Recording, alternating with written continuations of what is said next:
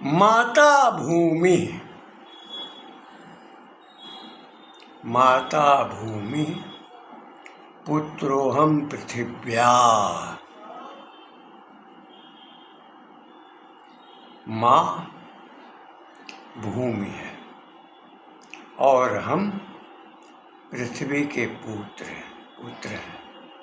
हमारा वैदिक स्वर है, हमारी भक्ति है, हमारा समर्पण है, हमारा त्याग है, हमारी सेवा है और हमारा ज्ञान है, हमारा बोध है। हमने भूमि को माँ माना। भूमि से पोषण होता है, सभी जीव जंतु उसके द्वारा पोषित होते हैं, संरक्षण मिलता है, आहरण की प्रवृत्ति आती है हमारे भीतर। उसके द्वारा, भूमि के द्वारा पालन होता है। जब हम कर्षण करते हैं, अनुत्पादन करते हैं, जब हम वृक्षों को लगाते हैं तो हमें फल मिलता है। वनों से, उपवनों से, बागों से हमारा पोषण होता है। जब हम गोमाता का पालन करते हैं, दुग्ध देने वाले पशुओं का पालन पोषण करते हैं तो हमें दूध मिलता है। जब हम भूमि में बीज डालते हैं तो हमें अन्न मिलता है, पशुओं को खाने के लिए चारा मिलता है। भूमि हमारा पोषण करती है, भूमि रक्षण करती है। जिस आधार पर हमारा जीवन है वो हमारा जीवन संचरित होता है। और पूरी पृथ्वी के हम पुत्र हैं। पृथ्वी का बृहद आकार है, उसके सप्त द्वीप हैं, सप्त सागर हैं, सप्त लोक है, 14 भुवन है, सप्त ग्रह हैं, सप्त दिवस है, सप्त आकार है। और हमारे ऋषियों ने पूरी पृथ्वी को दृष्टिगत कर रखा है, सप्तद्वीपों की कल्पना की है। और जिस जिस द्वीप में जो प्रकृति है उसका चित्रण किया है। हमने पाताल का भी अनुसंधान किया है, रसातल को देखा है, भूतल से लेकर पृथ्वी के सप्त तलों का ज्ञान हमारे भीतर रहा है। भूमि के भीतर जो रत्न राशि है, पृथ्वी के भीतर जो रत्न राशि है, उन रत्न राशियों को हमने ढूंढा है, खोजा है। पर्वतों की महिमा हमने देखी है, विचारण किया है। जिन पर्वतों से जल के स्रोत होते हैं और पृथ्वी में जो जल का कोश है, जल का स्रोत है, उसी से हमारा पोषण होता है। हमारे ऋषियों ने अनंत आकाश, अंतरिक्ष, ब्रह्मांड और सप्त लोकों का अध्ययन किया, जानकारी की, क्योंकि माँ पृथ्वी है, माँ भूमि है, हम उसके पुत्र हैं। यह बोध हमारी वैदिक परंपरा में, वैदिक स्रोतों में विद्यमान है। अनंत वर्षों से, अनंत काल से हमने पृथ्वी को माँ माना है और यह कहा है कि माता भूमि पुत्रोऽहं पृथिव्या। माँ भूमि हमारी माँ है और माँ की तरह पोषण करती है, और हम पृथ्वी के पुत्र हैं। यह संकल्पना भारतीय चिंतन धारा में, भारतीय संस्कृति में, भारतीय दर्शन में, भारतीय साहित्य में, भारतीय ग्रंथों में, पुराणों में, उपनिषदों में, वेदों में इसका स्वरूप चित्रित किया गया है।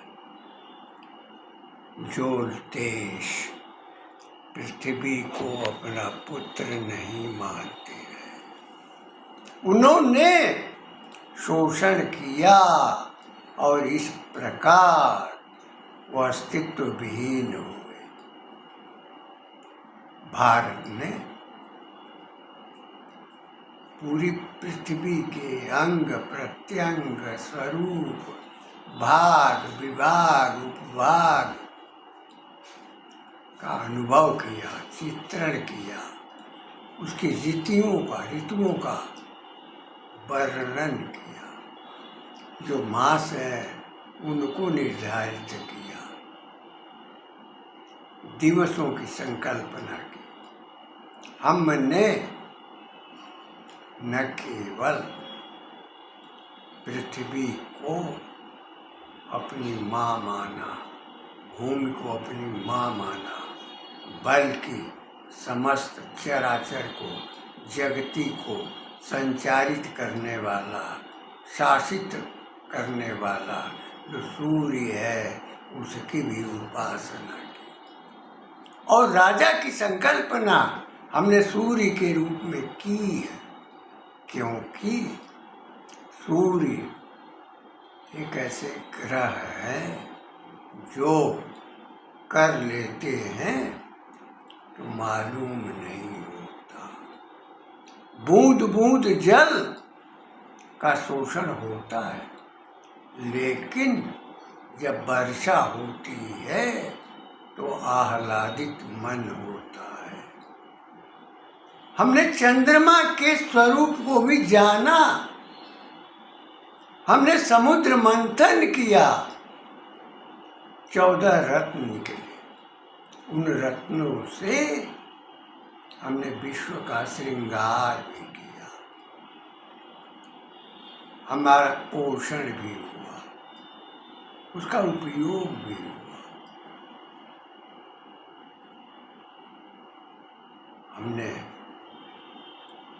पूरी पृथ्वी को अपनी माँ के रूप में माना और उसे अधीत किया, उसकी भौगोलिक स्थिति का चित्रण किया, ध्रुव प्रदेश का वर्णन किया, विषुवत रेखा का ज्ञान किया, दक्षिणी ध्रुव और उत्तरी ध्रुव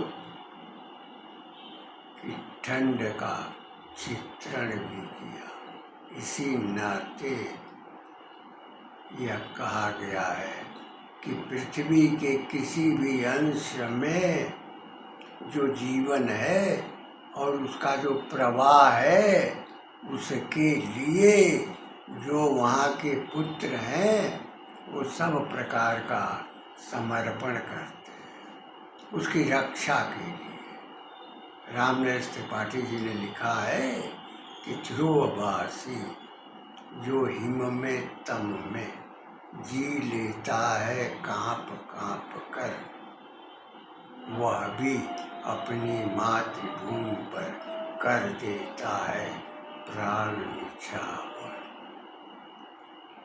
विषुवत रेखा का वासी जो जीता है नित हाँफ हाँफ कर, रखता है अनुराग अलौकिक, वह भी अपनी मातृभूमि पर।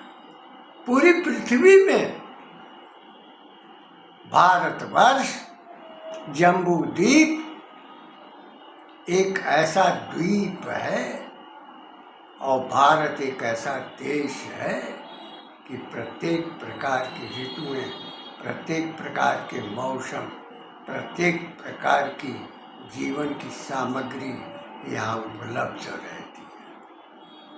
देवता भी यहाँ आने की कामना करते हैं, जन्म लेने की कामना करते हैं, क्योंकि भारत भारत है। जम्बू द्वीप के अंतर्गत जब भी हमारा अंश कटा है, हमें पीड़ा हुई है, और वह पीड़ा सन्निपात रोग से कम नहीं रही है।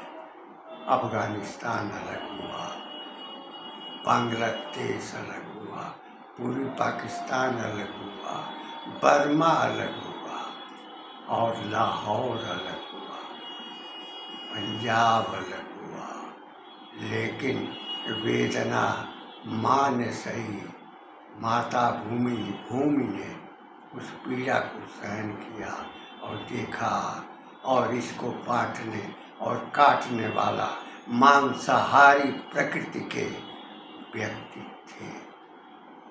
यह कहा जाता है, गोस्वामी तुलसीदास ने कहा है कि जब त्रिदोष में मित्रता होती है, तीनों भाई में मिलन होता है, तो सन्निपात फैलता है, सन्निपात रोग फैलता है, पागलपन छाता है, और वही सन्निपात फैलाने का कारण त्रिदोष का जन्म था। गांधी, नेहरू और जिन्ना, ये तीनों का जब मिलन हुआ तो मातृभूमि तड़प उठी थी, और माँ की वेदना, जिनके पुत्रों का संहार हुआ था। ये तीनों त्रिदोषी थे, और तीनों का मिलन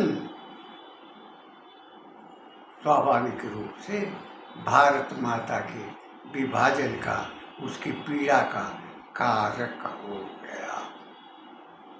पूर्व खंडों में जम्बू द्वीप अलग अलग भागों में विभाजित हुआ तो माता भूमि को पीड़ा हुई, और हम जिसके पुत्र हैं पृथ्वी के, उसको भी पीड़ा हुई, पृथ्वी को भी पीड़ा हुई, माँ को भी पीड़ा हुई। और कभी अपने पुत्रों का बिलगाव, बिखराव, उन्मूलन माँ कभी देख नहीं सकती। जिसकी गोद में हमारा पालन होता है, पोषण होता है, जिसके दूध से, जिसके अन्न से, जिसके फल से हम पालित होते हैं, और जिन कष्टों को सहन करके माँ अपने पुत्र को पालती है, पोसती है, उस समय विभेद, विभाजन, विभीषिका का स्वरूप माँ को पसंद नहीं आता। जब भी मातृभंगता की स्थिति में देश आया है, समाज बटा है, तो निसंदेह पापाचार बढ़ा है, दुराचार बढ़ा है, स्वार्थ की प्रवृत्ति का संचार हुआ है, और आपस में एक दूसरे के का गला काटने की प्रकृति बनी हुई है। सुखद अवसर है कि जिस त्रिदोष से जो तीनों भाई गांधी, नेहरू, जिन्ना, तीनों में जब आपसी भाईचारा और भाई प्रेम पैदा हुआ तो मातृभूमि विभाजित हुई, और आज के परिवेश में जो शासन है वह पुनर्वापसी की दिशा में है। भारतीय संस्कृति, भारतीय स्वरूप और मातृभूमि और पृथ्वी की चिंता के लिए वह आतुर है। इसलिए आतुर है कि माता भूमि पुत्रोहम पृथिव्या, विश्व के सारे जन, सारे देश, सारे खंड हमारा स्वभाव जान चुके हैं। निसंदेह इसी के नाते हमने विश्व कल्याण की बात सोची और सदैव विश्व को संदेश दिया। उस संदेश में जागृति थी, ज्ञान था, हमने किसी को आक्रांत नहीं बनाया, बल्कि आक्रांता हमारा शोषण करते रहे। संपदा को देखकर, संपन्नता को देखकर हमको विभाजित किया, विभाजन की विभीषिका में डाला, और डालने वाले वही तीनों थे जिनमें त्रिदोष था, और उन्होंने भारत को खंडित किया। और जब भी माँ के टुकड़े होते हैं, खंडित होती है, तो अशुभ होता है। अशुभ स्थिति में हमारा ही पश्चिम का भाग, जो लाहौर लौ का साम्राज्य था, जो रावलपिंडी महर्षि पाणिनि का था, और जो अफगानिस्तान माता गांधारी का था, कैकेयी का था, उसका स्वरूप नष्ट हुआ, और बर्मा 1935 में भारत से अलग हुआ। ब्रह्मा देश इस प्रकार हमारा जम्बू द्वीप विविध खंडों में, विविध भागों में बांटा गया। हमारे आलस्य, हमारी धीरता, हमारे धैर्य, हमारे पराक्रम के अभाव में हम सब कुछ छोड़ते चले गए। हर्ष की बात यह है कि वर्तमान शासन में जो वीरता है, जो पराक्रम है, जो धैर्य है, जो त्याग है, जो चिंतन की शक्ति है, बोध है, और हमारे सांस्कृतिक धरातल को की पुनर्वापसी के लिए प्रयत्नशील है, आने वाले दिनों में निश्चय ही संपन्नता की दिशा होगी, और भारत का, पृथ्वी का एक स्वरूप विद्यमान होगा।